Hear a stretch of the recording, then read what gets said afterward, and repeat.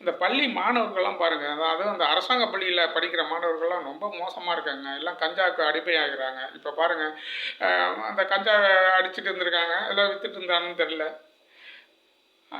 அந்த எதிர் பசங்க போய் இதுமாரி சொல்லிட்டுருக்கானுங்க. அதுக்கு வந்து இவனுங்க வந்து மறுபடியும் அந்த 4 பசங்களை வந்து அடித்து இது பண்ணிருக்காங்க. இப்போ என்னான்னு அது பெரிய பெரிய கேஸ் கொடுத்து, இப்போ அந்த யார் யார் அந்த கஞ்சா இது பண்ணவங்க அவங்க இப்போ ஜெயிலில் இருக்காங்க. சிறுவர் ஜெயிலில் போய் அடைச்சிருக்காங்க. என்ன பாருங்கள், படிக்க போகிற இடத்துல அந்த கவர்மெண்ட் ஸ்கூல்லாம் ஏன் தாங்க ஒரு சரியான ஒரு ஒரு இப்போல்லாம் வந்து மிரட்டவும் முடியல. ஏன்னா எல்லாம் ஒன்றா சேர்ந்துட்டு போய் அடிக்கிறாங்க வேறு. மாணவர்கள் வந்து எதுவுமே பண்ண முடியல.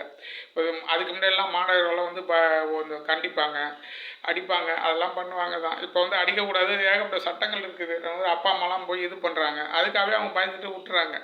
அது அரசாங்க பிள்ளைகள் ரொம்ப மோசமாக இருக்குது.